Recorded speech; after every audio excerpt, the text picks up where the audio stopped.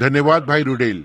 मैं ये जानकर आनंदित हूँ कि सुसमाचार में मेरा एक पुत्र है। हाँ, अच्छा, ठीक है, ये अच्छा है। जी हाँ, निश्चय ही मैं भाई रुडेल की सराहना करता हूँ। मैं विश्वास करता हूँ पौलुस के पास एक बार एक पुत्र था, तीमुथियुस कहलाया। उसने उसे सुसमाचार में पुत्र कहा। और यदि मैं पक्का नहीं हूँ, यह फ्लॉसी फोर्ड हुआ करती थी। ओ मेरे प्रभु, फ्लॉसी, मैं बहुत समय हो गया। जी हाँ, ये था। मुझे याद है जब मैं एक लड़का था, उसका भाई लॉयड और मैं आसपास एक साथ भागते फिरते थे और वो एक बड़ा सा केक बनाती थी। आप जानते हैं, हम वहाँ आते, उसे तब तक खाते रहते थे जब तक कि बीमार होने वाले हो जाएं। एक बार मुझे याद है, उन्होंने मुझे बुलाया, लॉयड ने बुलाया और हम फ्लोसी ने बनाया था। वो तब छोटी सी थी। उसने बड़ा सा केक बनाया और हम तब तक खाते रहे जब तक हम और न खा सके। मैंने सोचा अब मैं सारी रात लॉयड के ही साथ रुकने जा रहा हूँ। थोड़ा सा अंधेरा हो गया, आप जानते हैं, और मैंने घर जाना है, ये ठान लिया था। और इसलिए मैं उठा और सड़क की ओर भाग लिया और मृत्यु से डरकर घर जाने की कोशिश कर रहा था। और मुझे स्मरण है उसके पिता, मैं समझता हूँ आपकी माँ अब भी जीवित है। भाई, बहुत ही अच्छा। और उन दिनों में बहुत सा पानी उस नदी से बहकर नीचे आ गया था।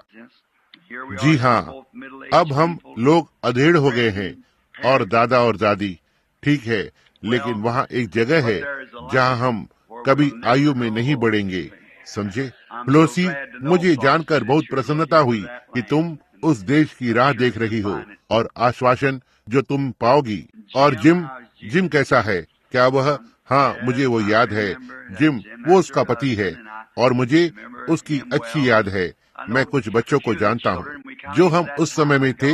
मुझे कार्य क्षेत्र में जाना होता था जब उनका विवाह हुआ और उनके बालक बड़े हो रहे हैं और हम एक प्रकार से दूर हो गए, आप जानते हैं, एक दूसरे से। मैं भाई लॉलिड को कभी कभी देखता हूँ, सड़क पर उसको चिल्लाता हूँ। उन्होंने बहुत बार मेरे लिए खाना पकाया और मैं सगे भाई और बहन के समान। अब मुझे यह देखकर बड़ी प्रसन्नता है कि भाई रुडेल का पहला प्रयास यहाँ इस स्थान में था, मत परिवर्तन आरंभ करते हुए सड़क वाले घर को प्रभु के घर में बदल दिया। यह बहुत ही अच्छा है। और निसंदेह आप जानते हैं, यदि आप कुछ पहले से देख लेते हैं, आप जानते हैं, और यह अच्छा होता है। इसलिए हम पहले से देख सकते हैं कि इस लड़के में कुछ अच्छा है और वो संकोची था। उसका पिता और मैं वहाँ वर्षों पहले एक साथ काम किया करते थे और मैं जानता हूँ उसके पिता उच्च पद पर थे और उन्नति करने वाले। तो फिर यह बात पुत्र में क्यों ना हो? मैं जानता हूँ उसकी प्यारी माँ थी, इसलिए वो भली प्रकार से पाला पोसा गया। इसलिए उसके पीछे कुछ अच्छा है, आप समझे? और उसके हृदय में था कि प्रभु की सेवा करे। जब गहराई को पुकारती है तो उसका उत्तर देने के लिए गहराई होनी चाहिए। और भाई रुडेल को आगे बढ़ता देख मुझे प्रसन्नता है। यह शानदार लोगों का झुंड वहाँ है और यह मेरे लिए सौभाग्य है आज रात्रि की यहाँ आकर इन संतों के झुंड से बातें करूं जो यहाँ परदेसी है। हम नहीं, यह हमारे रहने का स्थान नहीं है। आप जानते हैं, हम परदेसी हैं। हम लोग घर पर नहीं हैं। मुझे याद है बहन रुडेल, आप वहाँ कैसे उसके साथ आया करती थी और वहाँ बैठती थी और वो अपना सिर नीचे रखा करता था और आप में बहुत आत्मविश्वास था। निश्चय ही उन्होंने किया, उसने विश्वास किया कि वो सुसमाचार प्रचार करेगा और इस प्रकार की अच्छी पत्नी के संग और पिता और माता और सब उसके लिए प्रार्थना करते हैं। भाई रुडेल, कुछ तो होना ही था, इसलिए ये यहाँ पर हैं और मैं प्रार्थना करता हूँ भाई रुडेल की यह तुम्हारे लिए एक खड़े रहने का स्थान होगा जहाँ सुसमाचार की महिमा के लिए तुम ऊंचाइयों की ऊंचाई पर जा सकते हो। मैं जानता हूँ कि भाई और बहन रुडेल मैक्स वहाँ पर हैं।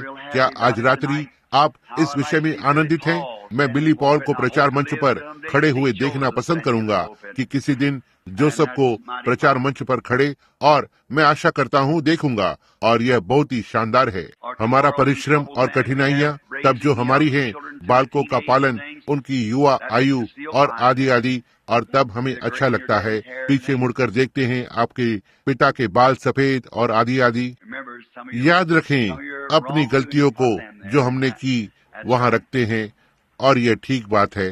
तो यहाँ होना अच्छा है और मेरा गला थोड़ा सा खराब है। प्रचारते हुए मैंने और भाई जीन गोल्ड ने कल एक छोटी सी यात्रा की और वहाँ गए और मछली खा रही थी और इसलिए हमारा बहुत अच्छा समय था। देर से आए और हम एक प्रकार से पानी पर से गए और थोड़ा सा ठंडा था, परंतु मैं विश्वास करता हूँ कि आप मेरे साथ सहन करेंगे। अब हम गर्मी के अभियान के लिए जाने को तैयार हैं। लगभग 90 दिन का अभियान अगस्त के अंत में आने की आशा करते हैं, सितंबर के पहले में, और अब हम जा रहे हैं। इस सप्ताह मैं ग्रीनवे मिशिगन से आरंभ करके वापस शिकागो में रविवार दोपहर बाद आऊंगा, हाई स्कूल एक बेदारी में।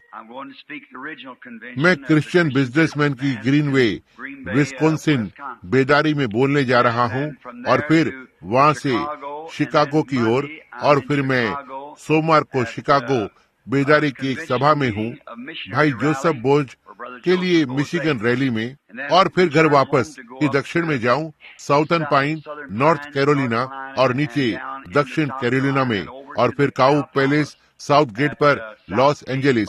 लगभग 40 कुछ कलीसियाएं वननेस सभाओं का भार उठा रही हैं। पहली बार वननेस ने कभी मेरी सभा का भार उठाया। फिर वहां ऊपर कैलिफोर्निया ओरेगॉन से होते हुए कनाडा में, और वहां से एंकोरेज अलास्का, और उसके बाद इस जोड़े से पहले फिर वापस जहां भाई जोसेफ बोज केनिया, टनकाइनिका, आर्बन, अफ्रीका, दक्षिणी अफ्रीका में, बाद में जाड़े के समय में वहां सभा की तैयारी करेंगे। अब ये कहते हुए कि मुझे इन स्थानों में जाने की अगुवाई है, मुझे नहीं है, परंतु मैं अनुभव करता हूँ इन किन्हीं जगहों में बीज बोना चाहिए राज्य के लिए, जो भी मैं कर सकता हूँ। आइए हम फिर से अपने सिरों को झुकाएं, एक और प्रार्थना करें। यह नहीं कि हमने प्रार्थना नहीं की है, परंतु प्रभु से सहायता मांगने को कि यहाँ अब मेरी सहायता करे, जो आपके लिए कुछ वचन देगा। हमारे स्वर्गीय पिता, अब हम तेरे अनुग्रह के सिंहासन पर प्रभु यीशु के नाम से आ रहे हैं, जिसने हमें अनुमति दी है और हमें बुलाया है, और जो भी हमने मांगा है वो हमें प्रदान किया जाएगा जैसा कि हम आते हैं। और हम ये बिल्कुल नहीं मांगते कि आपके न्याय में खड़े हों, परंतु हम अनुग्रह के सिंहासन पर खड़े होना चाहते हैं ताकि हम अनुग्रह पा सकें अपनी गलतियों को मानते हुए।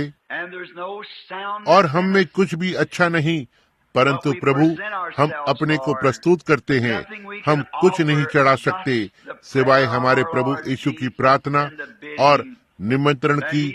उसने यह कहा, वह जो मेरे वचनों को सुनता और उस पर विश्वास करता है जिसने मुझे भेजा है, उसके पास अनंत जीवन है, और वो न्याय में नहीं आएगा, परंतु मृत्यु से पार होकर जीवन में आ गया। और हम यह विश्वास करते हैं, उसने हमें बताया कि उसके नाम से कुछ भी मांगे तो तुम्हें दिया जाएगा। हम यह विश्वास करते हैं। अपने विश्वास के आधार पर हम आपसे मांगने को आते हैं कि इस कलीसिया को आशीष दे, और हमारे भले भाई रुडेल को और उसके परिवार को और सारे परिवारों को जो यहाँ पर उपस्थित है। जैसा कि मैं देखता हूँ और श्रीमती मॉरिस को आज रात्रि यहाँ हैं, और बीते दिनों को याद करता हूँ, और परमेश्वर, जैसा कि मैंने उनसे कहा, नदी का पानी बहुत नीचे चला गया और बहुत से खतरे, परिश्रम और फंदे। प्रभु आप हमें उन सब से निकाल लाए, और हमारा भरोसा आप में है कि हम आप में अपने मार्ग के अंत में होंगे। इस स्थान को आशीषित करें प्रभु, अपना नाम यहाँ रखें और इन्हें जो अपने स्थान के लिए ठहराया है सबसे अच्छा दें। होने पाए बुराई, जैसा कि आज रात्रि भाई ने प्रार्थना की है, इस युवा पुरुष ने प्रार्थना की है कि आप सारी रुकावटों को दूर कर देंगे। प्रभु इसे ग्रहण करें और इसकी प्रार्थना का उत्तर दें।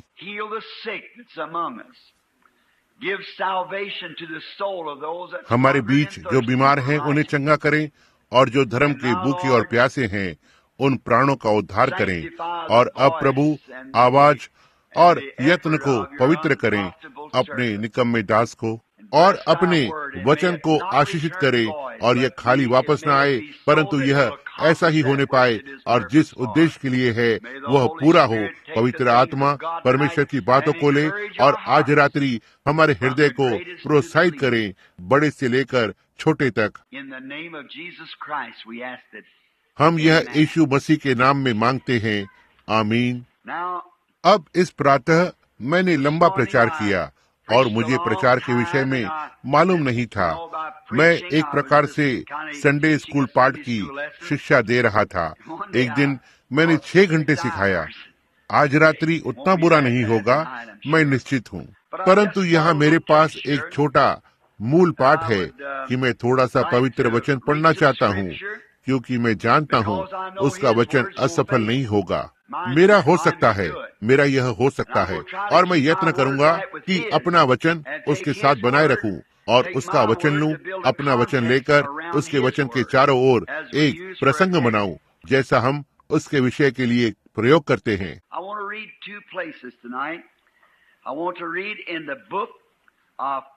आज रात्रि मैं 2 स्थानों से पढ़ना चाहता हूँ। मैं नीति वचन की पुस्तक में से पढ़ना चाहता हूँ, 18वां अध्याय और 10वां पद एक स्थान, और दूसरी जगह मैं यशाया 32:2 से पढ़ना चाहता हूँ।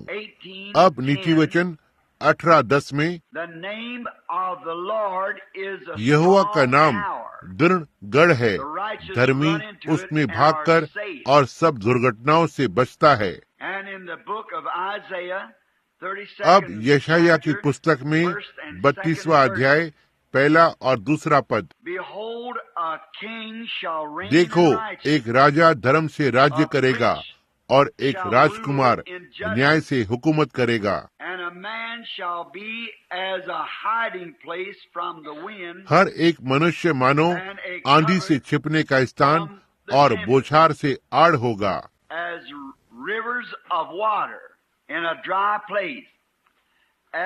या निर्जल देश में जल से झरने, वे तप्त भूमि में बड़ी चट्टान की एक छाया।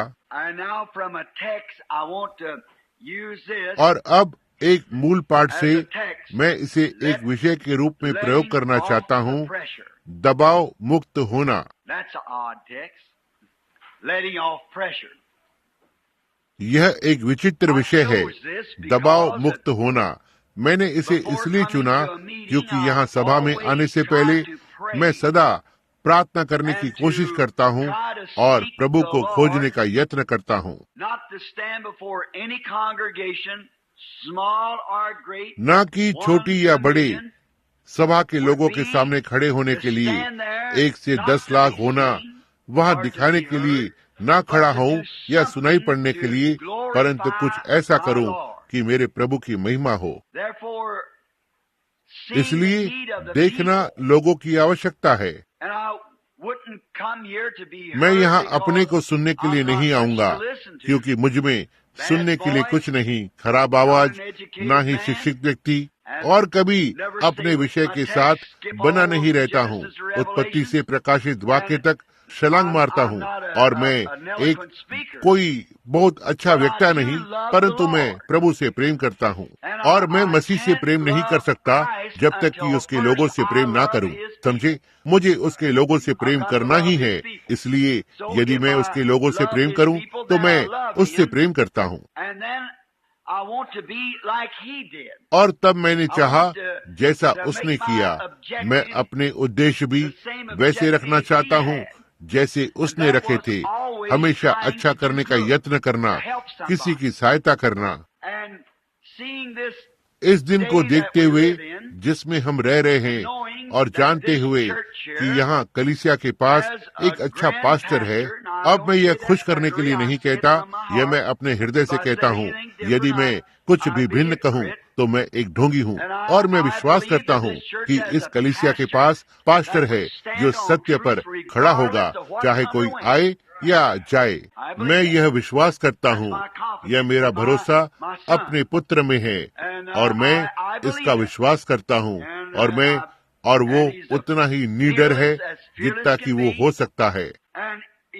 और मैं विश्वास करता हूँ वो सम्मानित पवित्र मनुष्य परमेश्वर का भेजा हुआ है अंत समय की सेवकाई के साथ, और वो वचन का वही भाग प्रचार करता है जो मैं प्रचार करता हूँ।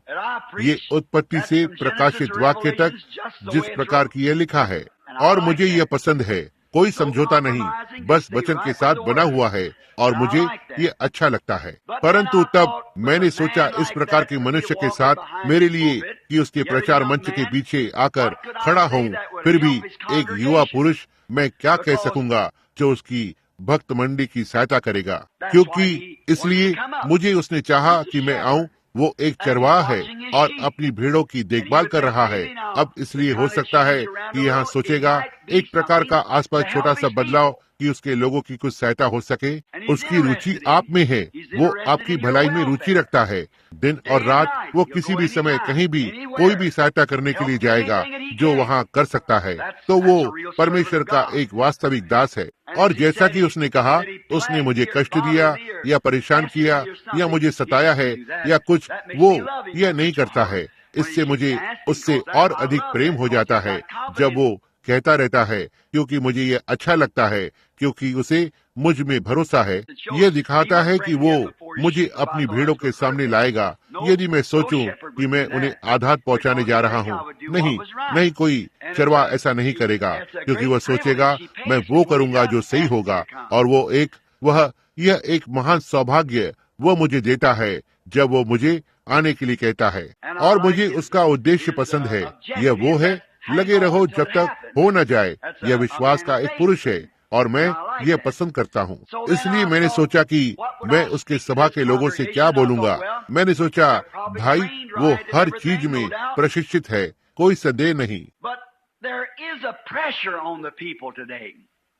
परंतु आज लोगों पर एक दबाव है, और उस दबाव की कोई सीमा नहीं है, या किसी नामधारी की पंक्ति में इसकी कोई आयु सीमा नहीं, व्यक्ति से कोई मतलब नहीं। यह युवा और बूढ़े, अच्छे और बुरे पर है, यह हर एक पर है दबाव। हम एक तांत्रिक युग में जी रहे हैं, अधिक तनाव। हर कोई यहाँ दौड़ रहा है और वहाँ पहुँच रहा है और कहीं नहीं जा रहा। यह बस इस प्रकार का युग है, और मैं जानता हूँ कि यह कलीसिया इससे कष्ट में है, जैसा कि हर जगह इससे आफत है। आराधनालय इस महामारी में है, हर कोई, सारा संसार। यह तनाव का दिन है। जल्दी करो और प्रतीक्षा। 90 मील की रफ्तार पर गाड़ी चलाओ और फिर घर पर खाने के लिए पहुंचो और 2 घंटे प्रतीक्षा करो जब तक ये तैयार हो। यह ठीक बात है, ये समय है, और इस दौड़ भाग और रफ्तार में इससे आपको तांत्रिक तनाव हो जाता है। पत्नी कुछ थोड़ा विपरीत बोलती है, आप भाग जाना चाहते हैं। गुस्सा, पति कुछ कहता है, आप अपने पैर पटकेंगी और उसे कहेंगी कमरे में चले जाओ। समझे? अच्छा, अब पति, अब मैं तुमसे बात नहीं करना चाहता, वहाँ चली जाओ। पत्नी, ओह मैं परेशान हूँ। समझे? क्यों? क्या मामला है? समझे? और यह सब मिलकर यह तनाव बनता जाता है, और इसका परिणाम कुछ गलत करना, असामान्य व्यवहार करना। यह सही बात है। अब यह निर्धन से ऐसा व्यवहार करवाएगा, यह बीच के वर्ग से इस प्रकार का व्यवहार करवाएगा, यह धनी से इस प्रकार का व्यवहार करवाता है, यह इस प्रकार से गलत व्यवहार करवाएगा, यह उस प्रकार से अच्छा व्यवहार कराएगा, यह उस प्रकार से अच्छा व्यवहार करेगा, क्योंकि ये तनाव है, जोश बन गया। इसे कहीं तो निकलना है। समझे? आप नहीं करते तो आप बॉयलर को फाड़ देते हैं। अब हम पाते हैं कि जैसे जैसे दिन बीतता है, यहाँ बढ़ता जाता है। यदि आप काम करते हैं तो आप अपने बॉस से बात करते हैं, ओह ऐसा और ऐसा। यदि आप बालकों से बात करते हैं, इधर आओ माँ, मैं। समझे? आप यही हैं। यह बढ़ता है। ओह प्रभु, समझे? आप अनुभव करते हैं कि आप जा रहे हैं, भेजा बाहर आ जाएगा। मैं जानता हूँ, मैं इसके साथ हूँ हर दिन, इसलिए मैं जानता हूँ कि इसका क्या अर्थ है। यह बनता है। मैं उस रात्रि इस पर सोचा। मैं किसी अस्पताल में था और हमारा पास्टर, मैंने सोचा वो बीमार था। परंतु वो बहुत थक गया था। दौड़ते दौड़ते दौड़ते दौड़ते इतना तक वो थक गया। और उसमें से कुछ ने कहा, बुलाया, उन्होंने वहाँ कार्यालय में बुलाया, कहा यदि मैं उसको फोन करूं। मैं सारे दिन कार्यों में व्यस्त रहा था और विभिन्न जगहों से सेवकगण। मैंने कहा हाँ, तो मैं गया और उसके टेलीफोन किए और मैं अस्पताल में गया और उन्होंने मुझे एक महिला का नाम दिया और वो नंबर जहाँ पर वो थी। मैं इस कमरे में जाता हूँ, मैं उस महिला के पास गया और यह मिलने आने वालों से 15-20 मिनट पहले की मैं उन लोगों का स्वागत करता। सो मैं गया और मैंने उस महिला को बताया कि मैं एक सेवक हूँ, मैं किसी अमुक महिला से मिलना चाहता हूँ। उसने मेरे मुंह की ओर देखा और वो कुछ कर रही थी। पहले वो घूमी और बोली, आप क्या चाहते हैं? मैंने कहा, मैं जानना चाहता हूँ इस वार्ड में वो अमुक अमुक महिला कहाँ पर है। उसने कहा, मुझे नहीं मालूम। मैंने कहा, तो मुझे एक नंबर दिया गया है, एक निश्चित स्थान। मैंने सोचा पहले मैं पूछ लूं। कहा, यदि आपके पास नंबर है तो जाकर मिल ले। धन्यवाद। मैं वहाँ गया और वार्ड के दरवाजे पर बैठ गया। मैंने कहा, क्या यहाँ कोई महिला ऐसे ऐसे नाम की है? नहीं। मैं वापस गया और अपने पर्चे को देखा, यही है जहाँ इसने कहा। इसलिए मैं फिर वापस गया और महिला वहाँ खड़ी थी।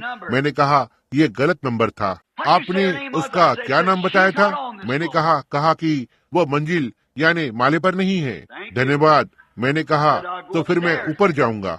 इसलिए मैं अगले कमरे में गया और मैं गया। पहले वहाँ मेज पर एक डॉक्टर बैठा था और वहाँ बैठा हुआ अपना सिर खुजा रहा था। कहा, आप कैसे हैं? उसने बस ऊपर देखा, नीचे देखा। ठीक। मैंने सोचा अच्छा हो कि मैं इसे छोड़ दूं। मैं थोड़ा आगे नीचे की पंक्ति में गया और मैंने मेज पर एक महिला को पाया, एक नर्स। कहा, क्षमा करना। बोली, आप क्या चाहते हो?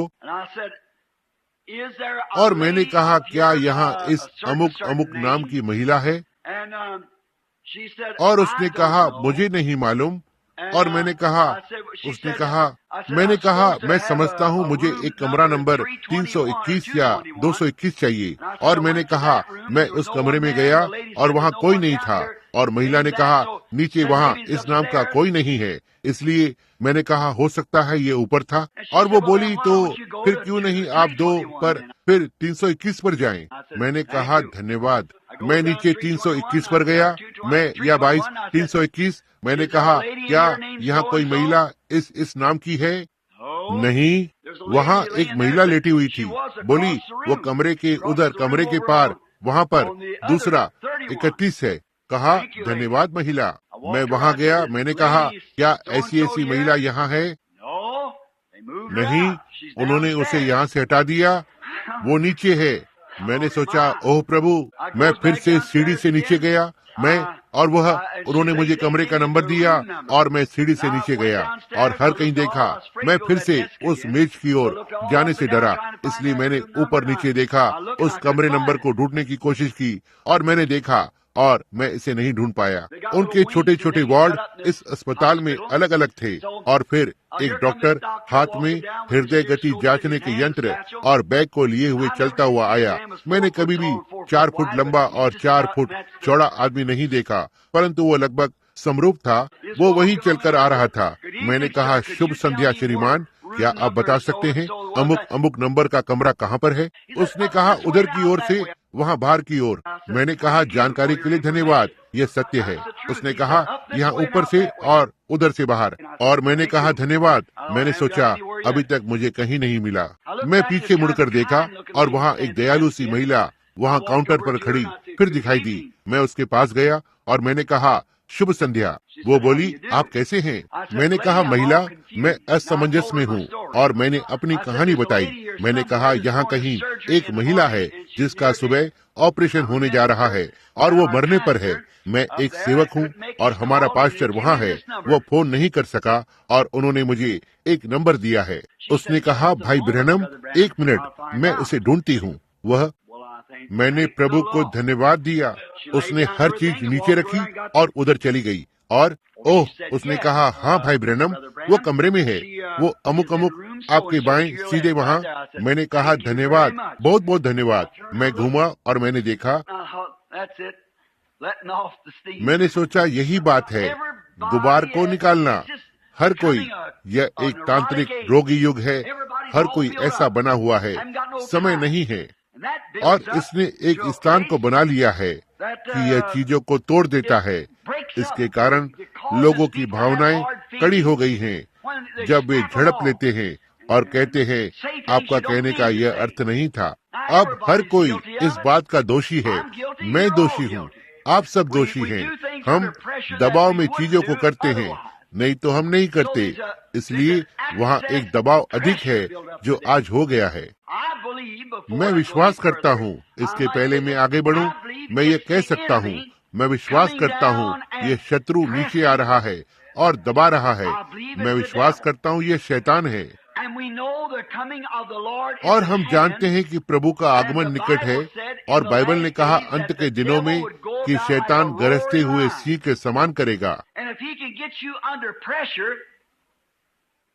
और यदि वो आपको दबाव में, जल्दबाजी, किसी चीज की भागदौड़ में लगा सके तो आप वे निर्णय लेते हैं। आप वे निर्णय नहीं लेंगे यदि आप बैठकर और इस पर सोचें। लगभग 3 वर्ष पहले मैं शिकार पर था और मेरे साथ एक इंडियन मार्गदर्शक था और मैं तेजी से शिकार करता हूँ। वो बस मैं हूँ। देखिए, यह एक दबाव बनाने वाला है। मैं उस इंडियन के साथ शिकार कर रहा था और मैं घोड़े पर से उतरा और वहाँ पहाड़ पर कुछ एल्क हिरन थे।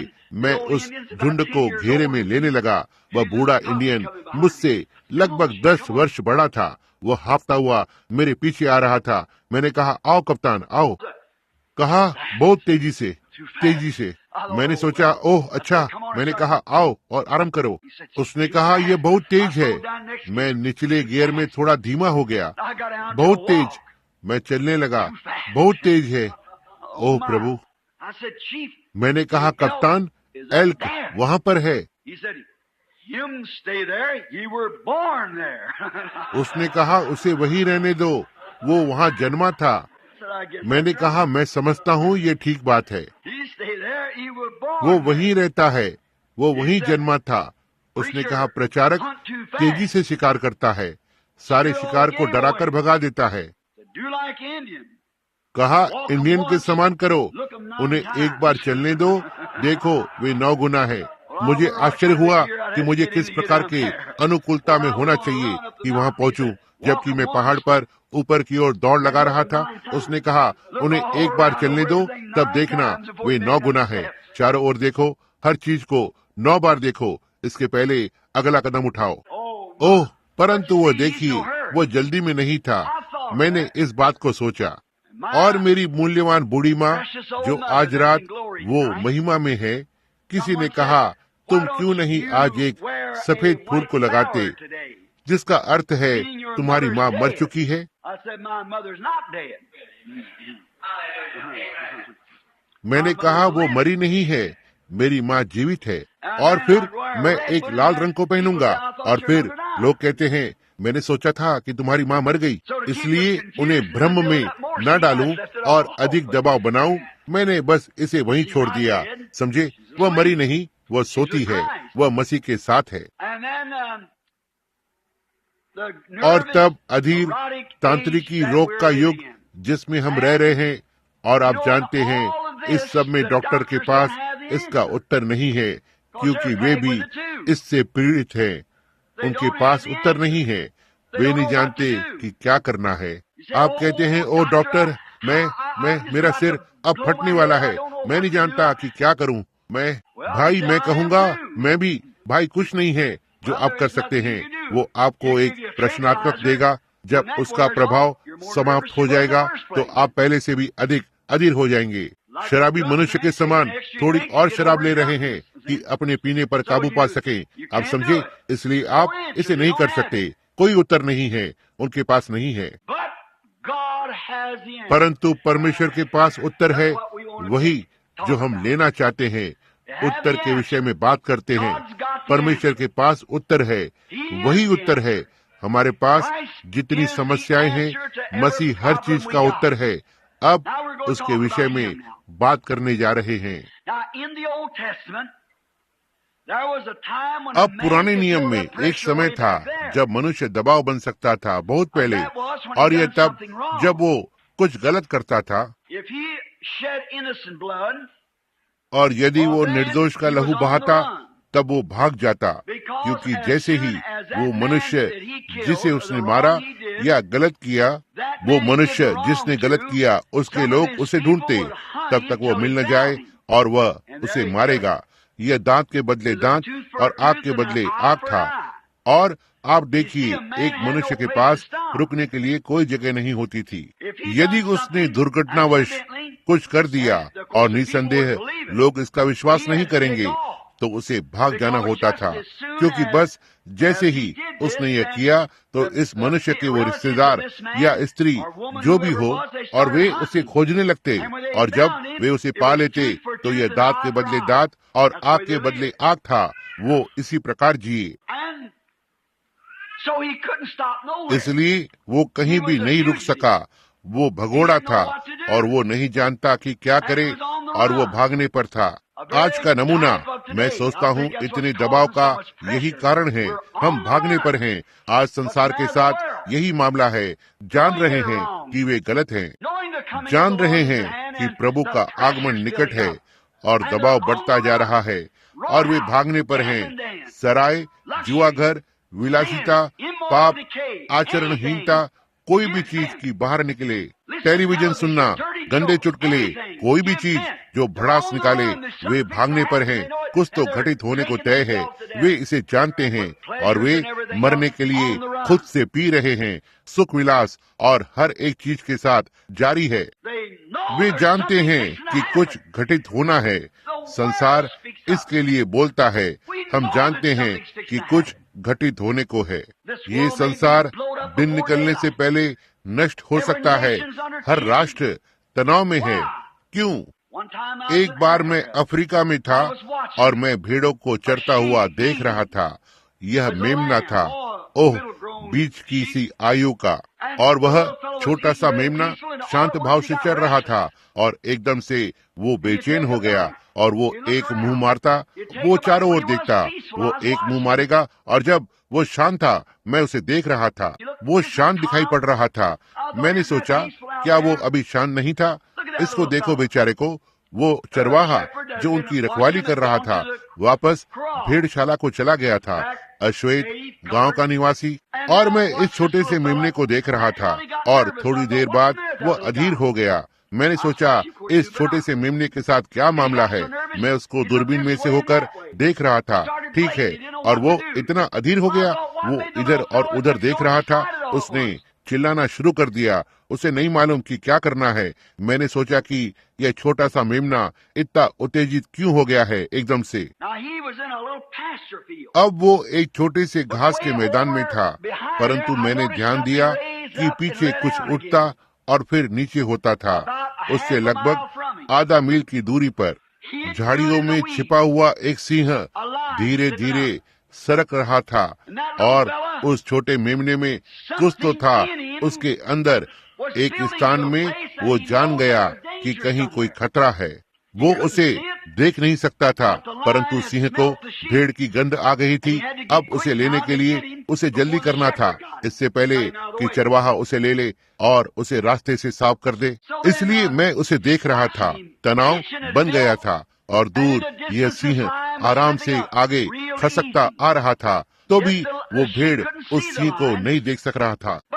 लेकिन उसके अंदर बस कुछ तो था जो उसे बता रहा था कि खतरा आसपास है। इसी तरह से आज है, लोगों के अंदर कुछ तो है कि जो उन्हें बताता है कि कुछ तो घटित होना तय है। कि हम यह जानते हैं, मसीही यह जानते हैं, संसार यह जानता है, पियक्कड़ ये जानता है, जुआरी ये जानता है। व्यवसायी को ले लो, सरकारें, यूएन, ये सारे जानते हैं कि कुछ घटित होना तय है। यह तनाव को बनाता है। स्त्रियां, माताएं, बस एक के बाद एक दूसरी सिगरेट। मैंने उन्हें स्कूल से आते देखा है। वे हमारी गली से होकर निकलती हैं।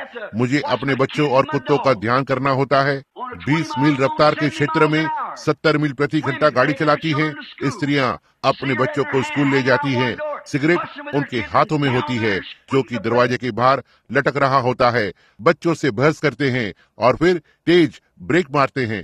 फिर यह पहिए और टायर सड़क पर पड़ा है और वे फिर वापस आते हैं। मैंने देखा हवा के दाब से 4 या 5 बच्चे सड़क से बाहर हो गए उस दिन, कोई तंत्र रोगी माँ की वजह से। वो कहाँ जा रही है? क्या मामला है? कोई विशेष टेलीविजन का कार्यक्रम आ रहा है और आकर वो उसे देखना चाहती हैं। परंतु यही है तनाव, इसका कोई कारण है। वे ऐसा नहीं किया करते थे। कुछ तो आ रहा है। मृत्यु और विनाश यहाँ चला आ रहा है। यह बहुत दूर नहीं है, कुछ तो निकट आ रहा है।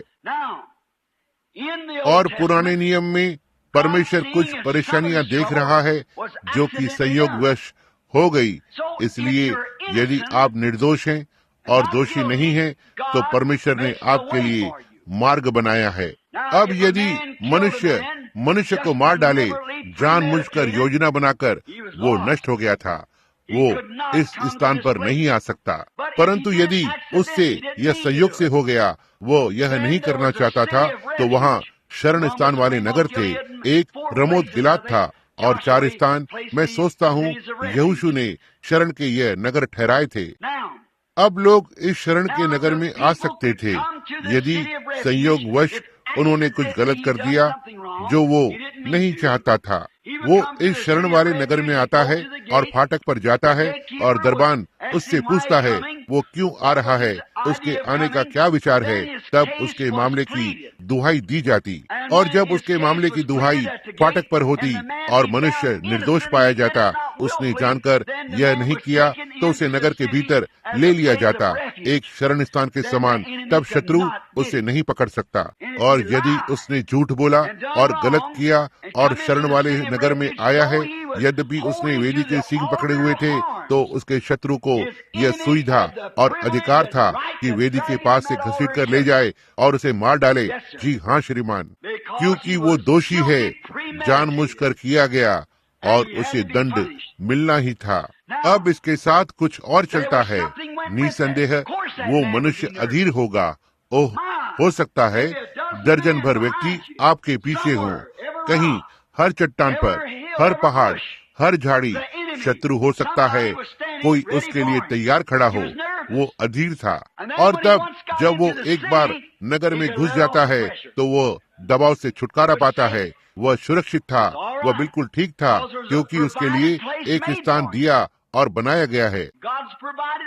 परमेश्वर का दिया हुआ मार्ग उस निर्दोष व्यक्ति के लिए कि मारा न जाए, परंतु मरने से बच सके, क्योंकि उसने यह संयोगवश कर दिया। अब यदि उसका करने का यह अर्थ नहीं था, अब यदि उसने जानकर किया, तो उसे हालात का सामना करना होगा। यदि उसने जानबूझकर किया है, तो उसके लिए कोई अवसर नहीं है। और आज 2 प्रकार के लोग हैं। मैं यह कह सकता हूँ, आज संसार में पुरुष और स्त्रियां हैं। भाई रुडेल, वे सही में वो नहीं करना चाहते हैं जो वे कर रहे हैं। आज संसार में पुरुष और स्त्रियां हैं जो पाप नहीं करना चाहते। मुझे उनके लिए खेद है। वे कुछ भी गलत नहीं करना चाहते, परंतु वे करते हैं। वे इसके लिए उकसाए गए हैं।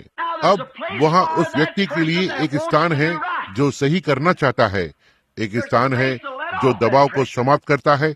ये सत्य है, परंतु कुछ ऐसे हैं जो चिंता नहीं करते।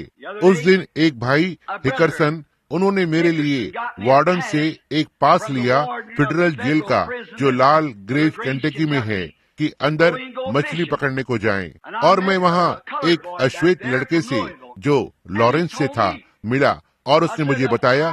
मैंने कहा, एक अच्छा दिखने वाला बुद्धिमान व्यक्ति तुम्हारी तरह का, तुम यहाँ क्या कर रहे हो? उसने कहा, अच्छा। बोला, आदरणीय, यहाँ वो बात थी। बोला, ये किसी की गलती नहीं पर मेरी है।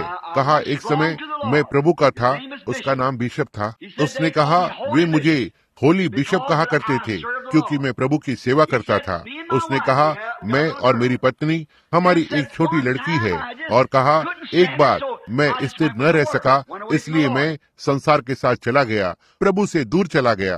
बताया कि मेरे पिता और माता मसीही थे और कहा मैंने 4 वर्ष बाहर कोरिया में सेवा की। वो बहुत सारे संघर्षों में रहा, उल्लेख और बातें उसने कहा, परंतु वहाँ बाहर जो हमने किया कि हम नाचने गाने लगे और आदि आदि, मैं गलत लोगों की भीड़ में मिल गया। और एक दिन जो लड़के आए, पहले बोले, बिशप हम यहाँ क्वेकर मेड तक जाना चाहते हैं कि थोड़ा सा परचून का सामान ले लें, क्या आप हमें वहाँ तक ले जाएंगे? कहा मेरी पत्नी ने मुझे अभी भोजन पर बुलाया। और मैंने कहा उसने मुझे वहाँ बुलाया है, प्रिय तुम उनके साथ मत जाओ, वे ठीक लड़के नहीं हैं, हमें उनसे अलग रहना चाहिए। उन्हें फिर से कलीसिया में ले आए। और उसने कहा अच्छा। मैंने कहा मैं उनके लिए पसंद नहीं करता हूँ, लड़के परचून का सामान चाहते हैं। बोला मुझे अच्छा नहीं लगता कि मैं उन्हें ना ले जाऊं। हाँ, बोला मैं उन्हें अपनी कार दे दूंगा। कहा आप यह ना करें, वे इसे टुकड़ों में तोड़ डालेंगे।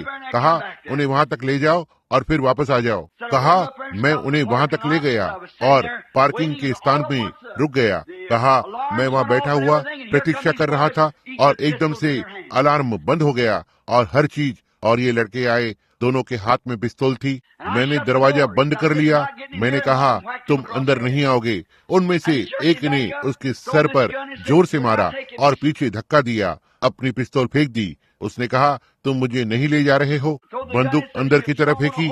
कहा अगर तुम नहीं चाहते हो कि मैं तुझे आर पार ना छेदूं, हम तुझे यहाँ फेंक देंगे, भाग जाएंगे। कहा तू कहीं नहीं जा सकता, तो पकड़ा जाएगा। तुम लड़कों उन्हें बता देना कि मैं अलग था और मेरा ऐसा करने का मतलब नहीं था। मैं वहाँ बैठा था, मैं निर्दोष था। और उसी समय पुलिस आ गई, उन्हें पकड़ लिया। उन्होंने मुकदमा लड़ा। उसने कहा मैंने पहले वकील के लिए बुरा सोचा, क्योंकि उसने कहा यहाँ ये प्रश्न है। उसने कहा क्या ये आपकी कार है?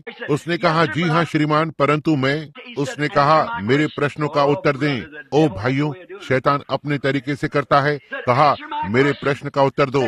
कहा क्या यह आपकी कार है? उसने कहा जी हाँ श्रीमान। क्या यह तुम्हारा लाइसेंस नंबर है?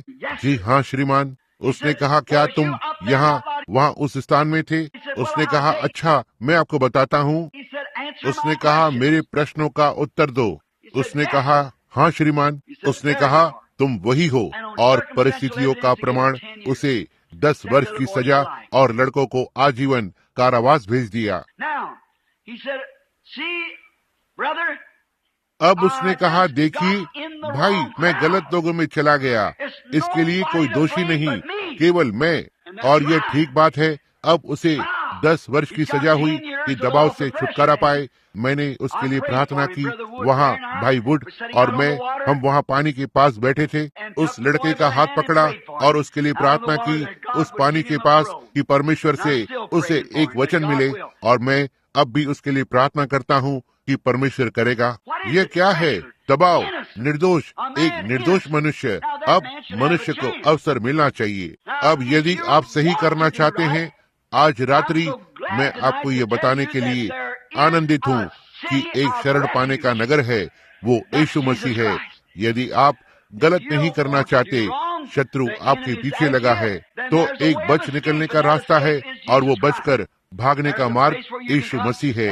एक स्थान है जहां आप आ सकते हैं और दबाव मुक्त हो सकते हैं। परंतु यदि आप पाप करना पसंद करते हैं और परमेश्वर को नहीं चाहते, लेकिन शत्रु आपको कहीं भी ले लेगा, आपके पास कोई नहीं, आप मसीह के पास नहीं आ सकते क्योंकि आप नहीं चाहते। और जब मनुष्य मसीह के पास आता है, शरण का यह स्थान, पुराने नियम में जब मनुष्य आता था, पहली बात उसे अपनी स्वतंत्र इच्छा पर आना होता था, और इसी प्रकार आपको मसीह के पास आना होगा। दूसरी बात, जब आप वहाँ हैं तो आपको संतुष्ट होना चाहिए। आपको नहीं हर दिन यहाँ वहाँ रोते हुए ना घूमे, मैं यहाँ से बाहर जाना चाहता हूँ, मैं यहाँ से बाहर जाना चाहता हूँ। वे आपको बाहर निकाल देंगे। आपको अपनी इच्छा से वहाँ रहना है। ऐसा होना ही चाहिए कि आप उस नगर में बने रहना चाहते हैं। और जब आप मसीह के पास आते हैं तो आप मुड़कर संसार को नहीं देख सकते। बाइबल ने कहा वह जो अपना हाथ हल पर रखकर और मुड़कर पीछे देखता है, वो जोतने के योग्य नहीं है। अब यही बहुत सारे कहलाने वाले मसीह उनकी गलती को करते हैं। देखिए, वे ऐसा व्यवहार करते हैं कि वे जोतने जा रहे हैं, परंतु पहले छोटी सी चीज आती है, वे इस विषय में फट जाते हैं। उस दिन मुझे इस बात का अनुभव हुआ था, जैसा कि आप सब जानते हैं, और मैं आपकी प्रार्थनाओं के लिए धन्यवाद करता हूँ। जैसा कि मैं शिकार और मछली पकड़ना, निशाना लगाना और चीजें, मैंने हमेशा वेदर बॉय मैग्नम बंदूक चाही, तो मेरे कुछ मित्रों ने उसे मेरे लिए खरीदा। मैं लोगों को जानता हूँ, यदि मैं उनका उल्लेख करूँ, उन्होंने यह आनंद से किया, खुले रूप से 2 या 3 यह करना चाहते थे, परंतु वे इतना पैसा बंदूक के लिए डालें, मैं यह नहीं देख सकता। जबकि मैं जानता हूँ कि मिशनरियों के पास उनके पैरों में जूते भी नहीं हैं। मैं यह नहीं कर सकता। और भाई विल्सन ने बिली पॉल को छोटी .257 रॉबर्ट बंदूक दी, और एक भाई जो मेरा एक मित्र था, उसने कहा कि भाई ब्रैनम उस बंदूक में छेद कर देंगे। मैं इसे सस्ते में करवा सकता हूँ, यदि आप मुझे आपके लिए करने दें। ठीक है, मैंने उसे यह करने दिया। वापस आया, बंदूक में गोली डाली और गोली को चला दिया, और वो मेरे हाथों में ही फट गई, और वो नाल लगभग 50 गज दूर जा पड़ी। बोल्ट मेरे पीछे की ओर चला गया, और ये आश्चर्य की बात थी कि उसने मेरे 2 हिस्से नहीं किए। वहाँ लगभग 5 या 6 टन का दबाव था जो मेरे समीप था। ठीक है, डॉक्टर ने कहा, मैं केवल एक बात को जानता हूँ कि भला प्रभु वहाँ अपने दास की सुरक्षा के लिए बैठा था। अब वो बात जो मैं सोचता हूँ यहाँ है, जहाँ ये आता है। यदि ये आरंभ से ही ग्रेटिंग मैग्नम बंदूक नहीं रही होती, क्या मामला था? उस बंदूक में एक कमी थी। सिरे पर जो छेद किया गया वो बहुत ढीला था। यही मामला हमारे बहुत सारे मत परिवर्तनों में होता है। हमारे ऊपर के स्थान में ढीला छेद किया गया, और अब यदि वो वेदर बॉय और मैग्नम रही होती, आरंभ से ही उसी धातु की ढिलाई से ही की नाल बनाई जाए, तो इसका छेद करके और वेदर बॉय मैग्नम ही का होता तो यह नहीं फटता। परंतु क्योंकि इसके साथ इसे बदलने का यत्न किया गया जो वो नहीं थी, तो यह फट गई। और इसलिए हर एक मनुष्य में यही चीज मिलेगी जो एक मसीह कहलाते हैं। उनका आरंभ नए जन्म से ही ठीक नहीं हुआ, वो कहीं फट जाएगा। इस पर बहुत ही दबाव पड़ा है, वो नहीं टिक पाएगा, वो स्वयं को कहीं फटा हुआ पाएगा। लोग किसी की सेवकाई की नकल करते हैं, इसके लिए वे बुलाए नहीं गए और अंत में वे फट जाएंगे। आपको परमेश्वर की ओर से ही ठहराया हुआ होना चाहिए। इसे परमेश्वर से होना है, ना कि किसी से हाथ मिलाना, कोई दुख भरी कहानी। इसे तो मसीह के बहाए हुए लहू के आधार पर ही होना है, और आपका विश्वास जो परमेश्वर ने आपके लिए यीशु मसीह में से होते हुए किया। यदि नहीं, तो आप कहीं पर फटने जा रहे हैं। कोई आपके पंजे पर पैर रखेगा और आप आपे से बाहर हो जाएंगे। समझे? देखिए, यह दबाव बन रहा है सारे समय, और जल्द ही यह फट जाएगा। मनुष्य को शरण स्थान में ही रहना है, इधर उधर शिकायत करता घूमता नहीं रह सकता। उसे टिके रहना है। इस विषय में कोई शिकायत नहीं। बाहर से वो मरता है, भीतर से वो सुरक्षित है। तो मैं कुछ कहना चाहता हूँ, यह लोग जो यहाँ, यदि वे मसीह नहीं हैं, मैं इस शरण नगर में आया हूँ लगभग 31 वर्ष पहले, और भाई मैंने कभी भी बाहर न जाना चाहा। ओह, मैं मसीह में आया, हर चीज जो मैं चाहता था वो यहाँ थी। मैं बाहर नहीं जाना चाहता। मैं प्रतिदिन प्रार्थना करता हूँ, ओह परमेश्वर, मैं यहाँ बहुत ही आनंदित हूँ, मुझे यहीं रहने दो। मैं कभी भी नहीं जाना चाहता। मैं जानता हूँ कि वो मुझे कभी भी नहीं छोड़ेगा। मैं जानता हूँ कि वो आपको कभी नहीं छोड़ेगा। और दबाव बढ़ता है। यदि यह होता है तो वो हमारा निकास है। इसलिए हमें इस विषय में चिंता करने की आवश्यकता नहीं है। यदि आप कुल मिलाकर दबाव में हैं और नहीं जानते कि आप कहाँ जा रहे हैं, मृत्यु के पश्चात आपका क्या होने जा रहा है, और आप जानते हैं कि आप कभी मरने जा रहे हैं, आपको करना ही है, तब फिर बात आती है कि मसीह के पास आ जाएं, उस शरण में, और दबाव को निकाल दें। सदा के लिए तय हो गया। कोई मतलब नहीं क्या होता है। मसीह हमारा शरण स्थान है, और जब हम उसके पास आते हैं तो हम दबाव समाप्त कर सकते हैं। आप चिंता करना छोड़ सकते हैं। भाई, यदि मैं मर जाऊं तो मेरा क्या होने जा रहा है? पत्नी का क्या होने जा रहा है? पति का क्या होने जा रहा है? बच्चों का क्या होने जा रहा है? बस मसीह के पास आ जाएं और दबाव से मुक्त हो जाएं। नहीं, वो हमें सारी चीजें देता है, सारी चीजें हमारी हैं मसीह के द्वारा। इसलिए दबाव को निकल जाने दें। केवल एक ही मार्ग है कि आप इसे कर सकते हैं। कोई आपको लाखों डॉलर दे सकता है, यह दबाव को बनाएगा। आप एक कलीसिया के सदस्य हो सकते हैं और यह अब भी एक दबाव बनाएगा, क्योंकि मेथोडिस्ट आपको कहेंगे कि वे ठीक हैं और बैप्टिस्ट गलत हैं, और बैप्टिस्ट कहते हैं वे गलत हैं और हम सही हैं। तो इस प्रकार से यह अधिक दबाव को बढ़ाता है, क्योंकि आप नहीं जानते कि आप कहाँ खड़े हैं। परंतु यदि आप कभी मसीह के पास आते हैं तो आप दबाव मुक्त हो सकते हैं, क्योंकि यह तब सब खत्म हो जाता है, यह तय हो जाता है। यह परमेश्वर के द्वारा सुरक्षित स्थान है, जहाँ परमेश्वर ने कहा, प्रभु का नाम एक शक्तिशाली गढ़ है, धर्मी वहाँ भागकर और सुरक्षित रहता है।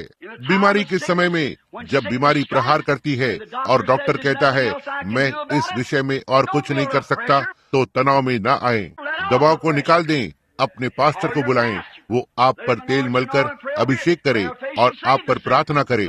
विश्वास की प्रार्थना से बीमार बच जाएगा, दबाव से मुक्त हो जाएं। समझे, वो हमारा शरण स्थान है।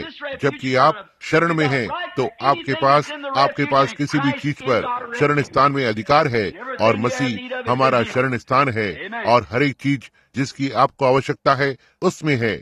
आमीन। बीमारी में, तनाव में न आए, दबाव मुक्त हो जाएं। आप कहते हैं भाई मैं सोच विचार में हूँ। भाई ब्रैनम, आप सोच विचार में ना पड़े, आप बस दबाव को समाप्त होने दें, अपना मामला परमेश्वर को सौंप दें और ऐसे चलें जैसे कि यह सब समाप्त हो गया। दबाव में ना आए, दबाव को समाप्त होने दें। अच्छा, आप कहते हैं भाई ब्रैनम मुझे बहुत चिंता है, बस मैं नहीं जानता। दबाव को समाप्त होने दें। आमीन। शरण वाले नगर में उसने आपकी चिंता ले ली, इसलिए आपको इसे अपने पास नहीं रखना है।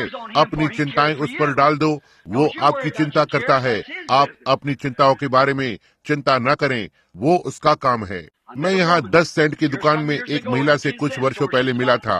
वो लगभग 60 वर्ष की थी और 30 वर्ष की दिखाई पड़ती थी। मैंने कहा, बहन आप यह कैसे करती हैं? उसने कहा, भाई ब्रैनम मेरे 2 पुत्र हैं जो डॉक्टर हैं और वे आपसे बड़े हैं। और सच में अच्छा, वो 30 वर्ष से ऊपर की नहीं लग रही थी। उसने कहा, यही है जो ये था। जब मैं मसीह के पास आई, जब मैं लगभग 12 वर्ष की थी, मैंने बैठकर और इसके विषय में सोचा। मैंने दूसरे धर्मों का अध्ययन किया, परंतु जब मैंने सच्चा वाला पा लिया, उसने कहा, मैं मसीह के पास आई और अपना मामला लिया, मेरा प्राण, मेरा सब कुछ उसके पास दे दिया। और उसने कहा, तब से मुझे कोई चिंता नहीं है। कहा, अब उसने प्रतिज्ञा की है, मैं तेरी सारी परेशानियों की चिंता करूंगा। और कहा, यदि वो इतना बड़ा नहीं कि वो इसे करे, मैं जानती हूँ कि मैं इतनी बड़ी नहीं कि मैं इसे करूं, तो मेरी इसके बारे में चिंता करने का क्या लाभ है? समझे, यही है।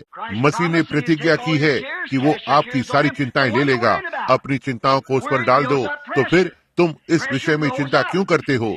चिंता दबाव को बढ़ाती है, दबाव फाड़ देता है। इसलिए अपनी चिंताएं उस पर डाल दो और चिंता करना छोड़ दो। ठीक है, अब ठीक है। आप कहते हैं मैं इसे कैसे करूं? बस उसकी प्रतिज्ञा पर भरोसा रखें। उसने प्रतिज्ञा की कि वो करेगा, यहाँ तक कि मृत्यु के समय पर, जब मृत्यु का दूत कमरे में आता है। ओह भाई ब्रैनम, मैं जानती हूँ कि मैं अधीर हो जाऊंगी। ओह नहीं, आप एक शरण स्थान में हैं। नहीं, आप जानते हैं कि आप मरने जा रहे हैं। आपको किसी मार्ग पर तो जाना ही है, इसलिए बस शरण में आ जाएं, सुरक्षित अनुभव करें। यह ठीक बात है। जब तक आप शरण में हैं, आप सुरक्षित हैं। स्मरण रखें, वो आपके लिए मर गया। वो आपकी चिंता करता है, वो आपके लिए मर गया। अब हम जरा एक नजर डालें। आप कहते हैं, भाई ब्रैनम, आपका अर्थ यह है कि जब मृत्यु का दूत द्वार पर खटखटाता है, तब भी आपको तनाव में नहीं आना है? नहीं, जरा भी नहीं। अच्छा, तो आप यह कैसे करते हैं? उसकी शरण में आ जाएं। बस ठीक। आप कहते हैं, भाई ब्रैनम, अच्छा अब 1 मिनट रुकिए, आइए इजराइल को लें। वहाँ मिस्र में एक समय आया जब परमेश्वर ने कहा, मैं मृत्यु के दूत को उस पृथ्वी पर भेजने जा रहा हूँ और मैं परिवार के हर एक बड़े को लेने जा रहा हूँ, जब तक वहाँ द्वार पर लहू न हो। पर्व के उस महान रात्रि को। अब यहाँ इजराइल है, एक प्रतिज्ञा के लोग प्रतिज्ञा के देश में जा रहे हैं, और वे यह पर्व की रात्रि है। मृत्यु का दूत देश में है और चिल्लाहट नीचे वाली गली से आ रही है। हमने बाहर देखा, 2 बड़े काले पंख उड़ते हुए गली में जा रहे हैं। आप सोचते हैं कि इजराइल उत्तेजित था? नहीं श्रीमान, मृत्यु द्वार पर थी। छोटे लड़के ने खिड़की के बाहर देखा। वो परिवार का सबसे बड़ा है। वो उस बड़े काले दूत को देखता है। वो देखता है और कहता है, पिताजी, क्या आप मुझसे प्रेम करते हैं? निश्चय ही पुत्र, मैं तुमसे प्रेम करता हूँ। तो ठीक है पिताजी, क्या मैं आपका पहिलोटा नहीं हूँ? हाँ पुत्र, तुम हो। पिताजी, उधर देखिए, उस दूत ने उस छोटे लड़के को ले लिया। मैं उसे जानता था, मैं उसके साथ खेला हूँ। ओह पिताजी, वो इधर घर की ओर आ रहा है।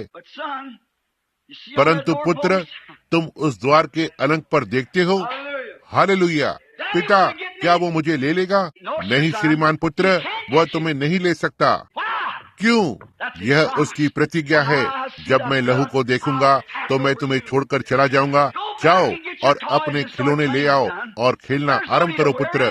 चिंता करने की कोई आवश्यकता नहीं है। हम परमेश्वर की शरण में हैं। भाप को निकल जाने दें।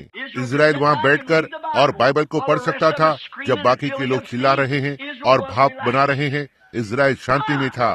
क्यों? मृत्यु ठीक द्वार पर है। इसने क्या अंतर बनाया? वो उन्हें आघात नहीं पहुंचा सकता। इसलिए जब मृत्यु हमारे दरवाजे पर आती है, परमेश्वर की महिमा हो। जहाँ तक परमेश्वर की मांग है, लहू मेरे हृदय के अनंग पर लगा हुआ है। इससे क्या अंतर पड़ता है? यह मुझे परेशान नहीं कर सकता। डॉक्टर कहता है कि तुम कल मरने जा रहे हो। इससे क्या अंतर पड़ता है? लहू चौखट पर लगा है। जो भी है, आपको मरना है। लेकिन यदि लहू लगा हुआ है तो मेरा पुनरुत्थान आ रहा है। आमीन। इजराइल शांत रह सकता है। उनके लिए भाप नहीं बन रही है, क्योंकि वे जानते हैं कि मृत्यु का दूत उन पर प्रहार नहीं कर सकता। वे लहू के नीचे थे। यह परमेश्वर का दिया हुआ मार्ग है। अब ध्यान दें, कहते हैं, क्या मैं इसके लिए आश्वस्त हो सकता हूँ? अब मसीही लोगों, हम यहाँ पर हैं। क्या मैं इसके लिए आश्वस्त हो सकता हूँ? मैंने पिछली रविवार रात्रि इस पर बोला है। अब इजराइल की प्रतिज्ञा थी। वाचा के लोग, परमेश्वर के लोग, उनके पास प्रतिज्ञा का देश है जिसमें दूध और शहद बैठा है। तो उन्होंने वो देश कभी नहीं देखा है। उनमें से एक भी वहाँ कभी नहीं था, परंतु उनके पास इसकी प्रतिज्ञा थी। देखा, वे कभी भी वहाँ नहीं थे। वे उस देश के विषय में कुछ भी नहीं जानते थे, परंतु उनसे देश की प्रतिज्ञा की गई थी और वे उसकी गुलामी से निकल कर आए थे, परमेश्वर के हाथ से, उसके भविष्यवक्ता के द्वारा। और वे यात्रा में थे, स्वयं को यात्री और अपरिचित कहते थे, और उस देश को जा रहे थे जो उन्होंने कभी नहीं देखा या उनमें से किसी ने कभी नहीं देखा। इस पर सोचिए। इसलिए वे सीमा रेखा के पास आ गए हैं। उनके बीच में महान योद्धा था, यहोशू नाम का। यहोशू का अर्थ मतलब यहोवा बचाने वाला। यहोशू यरदन के पार गया, प्रतिज्ञा के देश के अंदर, और प्रमाण के साथ आया कि वो देश अच्छा देश था। वे अंगूरों का गुच्छा लेकर आए। इसे उठाने के लिए 2 पुरुष थे। यह ठीक वैसा ही था जैसा परमेश्वर ने कहा कि वो है। उसमें दूध और शहद बह रहे थे। इस बात से उनमें से हर एक को आनंदित हो जाना चाहिए था। क्यों? यहोशू उस देश का प्रमाण लाया जिसके विषय में कोई कुछ नहीं जानता था, जिसे परमेश्वर ने उन्हें देने की प्रतिज्ञा दी थी। समझे? क्योंकि उनके पास एक देश की प्रतिज्ञा थी और वे उनके मार्ग पर जा रहे थे। अब एक दिन मानव जाति एक फंदे में थी और वहाँ कोई तो पृथ्वी पर यीशु मसीह के नाम से आया। यीशु का अर्थ यहोवा बचाने वाला, और वो वहाँ मृत्यु की यरदन पर गया। यरदन पर गया मृत्यु में, और ईस्टर की प्रातः जी उठा, इस प्रमाण के साथ कि मरने के पश्चात मनुष्य जी सकता है। हालेलुया। मृत्यु अंत नहीं है। यीशु ने ये सिद्ध कर दिया कि मनुष्य मर जाने के बाद जी सकता है। वो उनके सामने खड़ा हुआ और उसने कहा, इसके पहले कि वो छोड़कर जाता, उसने कहा, मेरे पिता के घर में बहुत से घर हैं। यदि ऐसा नहीं होता, मैंने तुम्हें बता दिया होता, और मैं जाऊंगा और एक स्थान को तैयार करूंगा। मैं जाऊंगा और जगह तैयार करूंगा और वापस आऊंगा और तुम्हें अपने साथ ले लूंगा कि जहां मैं हूं वहां तुम भी रहो। ईस्टर की सुबह पर जब वो मर गया, यहाँ तक चांद और सितारे और सूर्य अपने से लज्जित थे। वो मर गया, यहाँ तक कि रोमी सिपाही ने उसका हृदय एक बर्छी से छेदा और जल और लहू अलग हो गए। वह मरे हुओं में मरा हुआ था। वो कब्र में गया जैसे कोई भी मनुष्य गया। उसका प्राण अधोलोक में गया जैसा कि बाइबल ने कहा। परंतु ईस्टर की प्रातः वो मृत्यु से, अधोलोक से, कब्र से वापस आ गया और कहा, मैं वो हूँ जो मर गया था और मैं सदा के लिए जीवित हूँ और मेरे पास मृत्यु और अधोलोक की कुंजियां हैं। मैं एक मनुष्य हूँ। उन्होंने कहा, वो एक आत्मा है। कहा, मुझे एक मछली रोटी के बीच में रख कर दो, और उसने मछली और रोटी खाई। वो एक मनुष्य था जो कि मरकर और उस देश में चला गया और प्रमाण के साथ वापस आया कि मनुष्य मृत्यु के बाद जी सकता है। मृत्यु का हमसे क्या लेना देना। आमीन। दबाव को निकलने दें। अब केवल इतना ही नहीं, परंतु उसने हमें प्रतिज्ञा भी दी है। यह क्या थी? उसने हमारे वारिसाना हक का बयाना दिया। उसने कहा, अब इस बात को हर विश्वासी पर सिद्ध करने के लिए अब तुम यहाँ अविश्वास में चल रहे हो। तुम वचन का विश्वास नहीं करते, तुम पाप में चल रहे हो और संसार की चीजें हैं। परंतु वह जो मुझ पर विश्वास करता है उसके पास अनंत जीवन है, वो जीवन जो मर नहीं सकता। अब ध्यान दें, जब हम उसका आत्मा पाते हैं, हम जो एक समय मरे हुए थे पापों और अपराधों में, उसने हमें नया जन्म दिया, नया जीवन। वो क्या करता है? वो हम मरे और यीशु में गाड़े गए। हम आत्मा में जी उठे, सांसारिक चीजों से स्वर्गीय वस्तुओं में। और आज रात्रि हम लोग मसीह यीशु में मिलकर स्वर्गीय स्थानों में बैठे हैं। कितने मसीही जो यहाँ हैं अब भी संसार से प्रेम करते हैं? यदि आप करते हैं तो आप मसीही नहीं, आप मसीहत का दावा करने वाले हैं और ना कि अधिकारी। क्योंकि जब एक मनुष्य एक बार मसीह का स्वाद चख लेता है तो वह संसार की चीजों के लिए मर जाता है और फिर किसी भी रीति से उसकी इच्छा वापस जाने की नहीं होती। यह क्या करता है? जीवन। पौलुस ने कहा, एक समय मैं जो जीवित था, अब मैं और जीवित नहीं, यद्यपि मैं जीता हूँ, मैं नहीं परंतु मसीह मुझ में। क्यों? उसने उसे संसार के निचले स्तर के पापों से ऊपर उठा लिया, इस स्थान तक कि हम स्वयं पीछे मुड़कर देख सकते हैं और हम देखते हैं कि हम कहां से आए हैं। महिमा हो। पीछे देखते हैं और देखते हैं एक समय हम कहां पर जिए थे, अब हम अलग रीति से जीते हैं। यह क्या है? यह भरोसा है कि हम मर गए और हमारे जीवन मसीह में छिपे हुए हैं, परमेश्वर में होकर और पवित्र आत्मा द्वारा छाप लगाए हुए और उन चीजों से ऊपर उठ गए। तब हम जीवित हैं उसी प्रमाण के साथ कि वो हमें सिद्ध करने को वापस आया। वो देश शानदार है और यह बयाना है, यह हमारे उद्धार का बयाना है। यह पहला पैसा है जो समझौते को थामे रहता है। महिमा हो। यह परमेश्वर के समझौते को थामे रखता है। वो जो मेरा वचन सुनता है और उस पर विश्वास करता है, जिसने मुझे भेजा है, उसके पास अनंत जीवन है और वो दोषी न ठहरेगा, परंतु मृत्यु से पार होकर जीवन में प्रवेश कर चुका। भाई, दबाव से मुक्त हो जाएं। जी हाँ श्रीमान, आमीन। क्या आप समझे? देखिए, जैसे एलिया महान भविष्यवक्ता, मसीह का एक प्रतीक, एलिशा कलीसिया का एक प्रतीक, जिस पर की आत्मा का दूना भाग आया था भविष्यवक्ता पर। एक दिन वो यर्दन पर गया, आज के दिन का प्रतीक, यह सरकार और चीज जो अब हमारे पास है, आहाब, इजाबेल और आदि आदि। जैसे कि आपको मेरा उपदेश इजाबेल का स्मरण होगा। ध्यान दें, जब एलिशा एलिया के पीछे चल रहा था किसी कारण से, आमीन, वो उसे कहाँ ले गया? यर्दन पर, रमोत गिलाद पर, भविष्यवक्ताओं के विद्यालय पर और फिर यर्दन पर। वो आपको इसी प्रकार लेता है, धर्मीकरण के द्वारा पवित्रीकरण और मर जाना कि जीवन पाए। आमीन। ना कि एक नामधारी या कोई मतसार, परंतु आपकी आत्मा की मृत्यु, ताकि आप नया जन्म पा सकें। और एलिया ने पानी पर मारा, यरदन के पार चला गया और एलिशा उसके पीछे पीछे गया। और जब एलिशा फिर से देश में वापस आया, दूसरी ओर वो दुगने भाग के साथ वापस आया। आज हम यीशु का अनुकरण, उसकी मृत्यु, गाड़े जाने और बपतिस्मा, मृत्यु, गाड़ा जाना और पुनरुत्थान, बल्कि बपतिस्मे से होते हुए हम उसका विश्वास करते हैं। हम संसार की चीजों के लिए मर गए और स्वीकार करते हैं कि हम कुछ नहीं हैं। उसके नाम में बपतिस्मा लिया है, बपतिस्मे में उसके साथ गाड़े गए, पुनरुत्थान में उसके साथ जी उठे। हमारी आत्माएं संसार की वस्तुओं से ऊपर जीती हैं, तो फिर हम मसीह में हैं। अब हमारे पास एक भाग है। जब हम यरदन पार मृत्यु की रेखा से वापस आते हैं, हमारे पास दूसरा भाग होगा।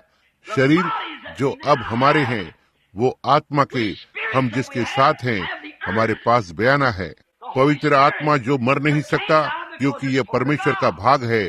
और वे शरीर जिनमें हम रहते हैं, वह जो मेरा मांस खाता और मेरा लहू पीता है, उसके पास अनंत जीवन है, और मैं उसे अंत के दिन में जिला उठाऊंगा। आमीन। भाप को निकल जाने दो। इससे क्या अंतर पड़ता है?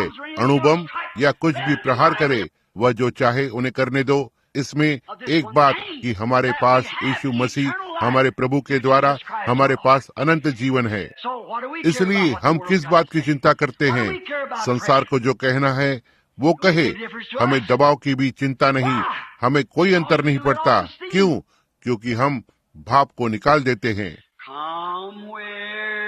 The dewdrops of mercy are bright, shine all around us by day and by Jesus, the light of the world.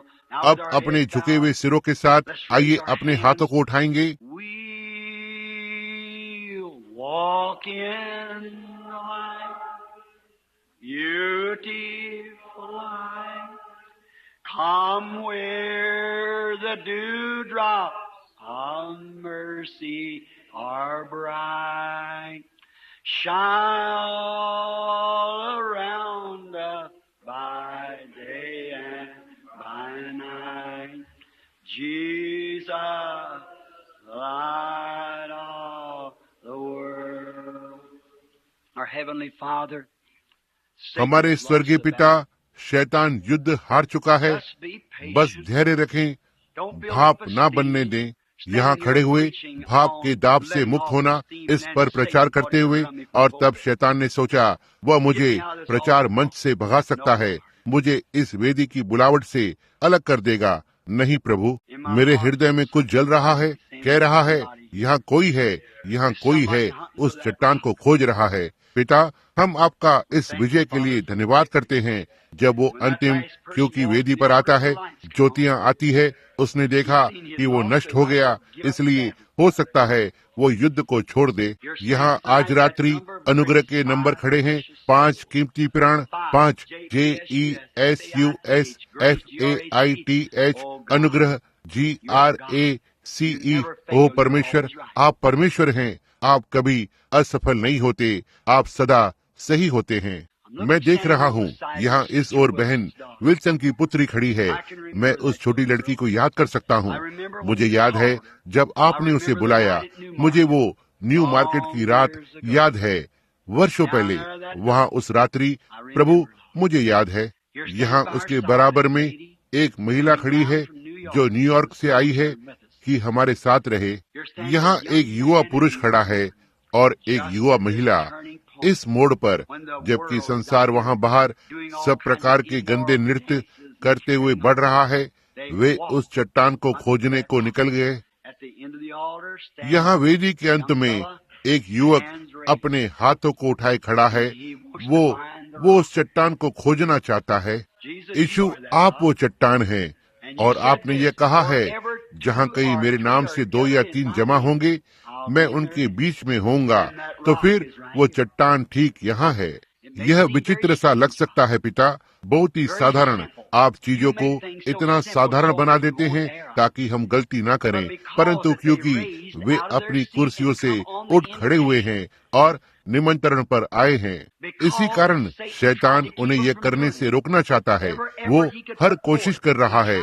उसने ये करने का यत्न किया, परंतु वो हार गया।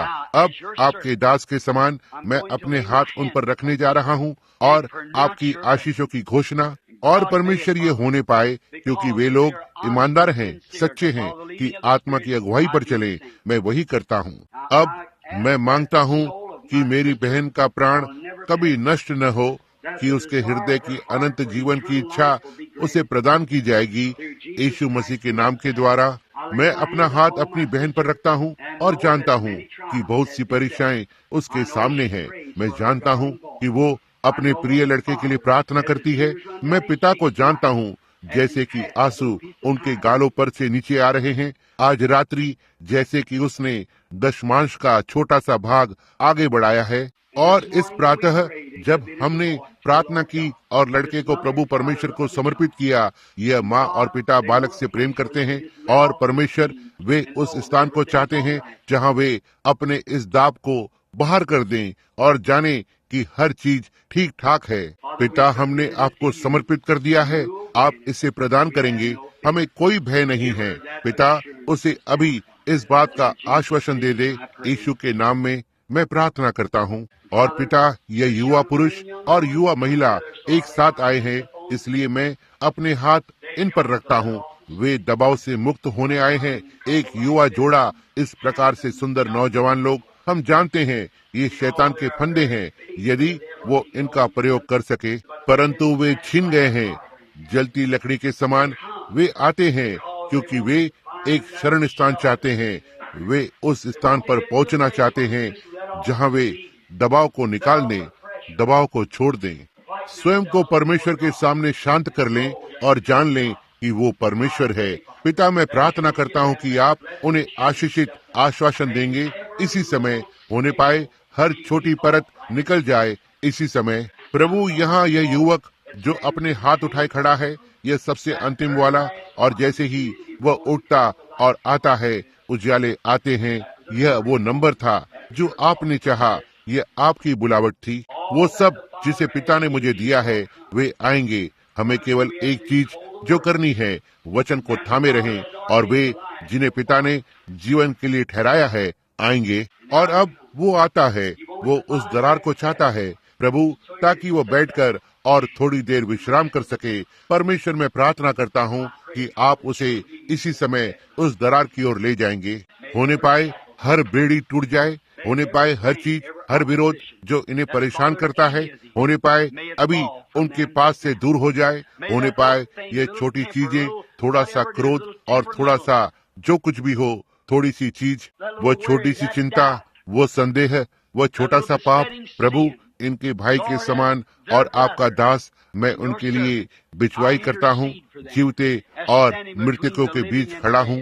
परमेश्वर, मैं उनके प्राणों का दावा करता हूँ, मैं उनकी जय का दावा करता हूँ वेदी की बुलावट की आज्ञाकारिता में। और हम ये जानते हैं शैतान इसे रोकना चाहता है, परंतु हम उनका दावा करते हैं।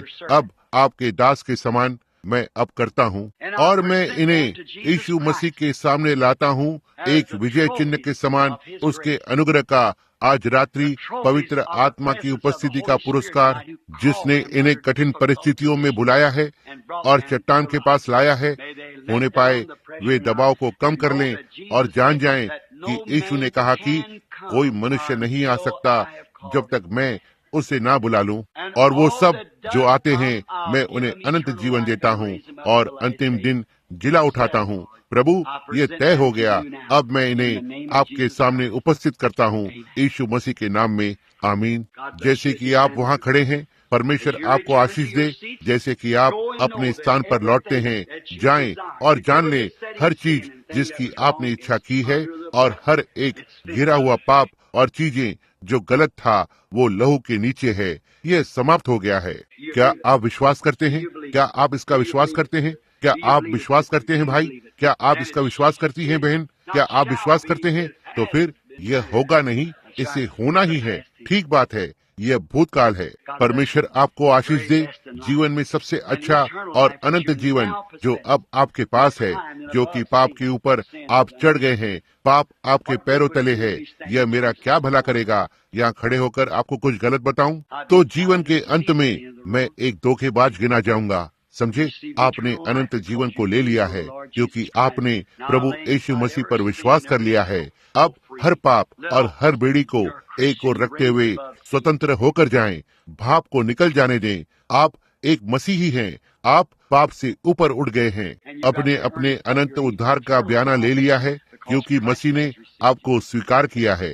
अब क्या उसने नहीं कहा, मेरे पास कोई मनुष्य नहीं आ सकता जब तक पिता ही उसे ना खींच ले, और वो सब जो आता है मैं अनंत जीवन देता हूँ और अंत के दिनों में जिलाता हूँ। तो फिर यह तय हो गया। आमीन, यह पूरा हो गया। अब परमेश्वर आपको आशीष दे, आप पर अनुग्रहकारी हो। क्या आप उससे प्रेम करते हैं वहाँ बाहर?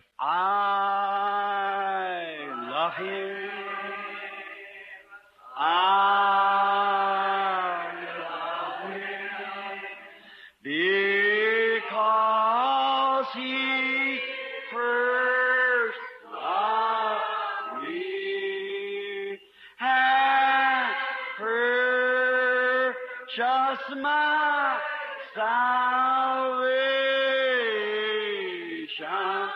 on Calvary's tree. How many feels of pressure? कितने अनुभव करते हैं दबाव समाप्त हो गया है। मैंने अपने प्राण का लंगर स्वर्गीय विश्राम में डाल दिया है। मैं तूफानी समुद्रों में और यात्रा नहीं करूंगा। तूफान गहरे तूफानी को साफ कर सकता है, परंतु यीशु में मैं सदा के लिए सुरक्षित हूँ। जैसे कि चार्ल्स वेस्ली की कहानी, एक दिन समुद्र के किनारे एकांतवास में उसे एक झटका लगा। वो अध्ययन कर रहा था, परमेश्वर उसे अगुवाई में वहां ले गया। वो अध्ययन कर रहा था। ओह, परमेश्वर का एक गीत के लिए उस पर अभिषेक था और उसे आरंभ करने के लिए कुछ नहीं मिल सका। वो किसी चीज पर आरंभ करेगा, प्रेरणा उसे छोड़ जाएगी। इसलिए वो समुद्र किनारे टहलने चल दिया, लहरों को सुनने लगा और सोचा उसे कुछ प्रेरणा मिल सकेगी। लहरें छप छप कर रही थी। एकदम से तूफान आ गया। संयोग से कुछ घटित नहीं हुआ, हर चीज परमेश्वर की ठहराई हुई थी। कोई मतलब नहीं क्या घटित होता है, सारी बातें कुल मिलाकर भलाई के लिए हैं। और वो एक छोटी सी कोठरी की ओर बढ़ने लगा जहाँ उसने हवा को तेज बहते सुना। उसने सोचा, ओह, मैं तो इससे उड़ जाऊंगा कि इससे पहले मैं वहाँ उस किनारे पर पहुँचूं। और उसने अपना कोट उतारा और मांगना आरंभ कर दिया और कोई चीज उड़कर उसकी छाती पर आई। उसने देखा और यह एक छोटी गोरैया थी, छिपने के लिए आई थी। उसने उसे अपनी छाती से लगाए रखा जब तक तूफान रुक नहीं गया और सूरज निकल आया। उसने उस छोटी चीज को अपनी उंगली पर बैठाया और उसे उड़ जाने दिया और वहां उड़ गई और फिर उसे प्रेरणा मिली। युगों की चट्टान मेरे लिए दरार, मुझे उसमें छिप जाने दो। ओह, मुझे ये पसंद है।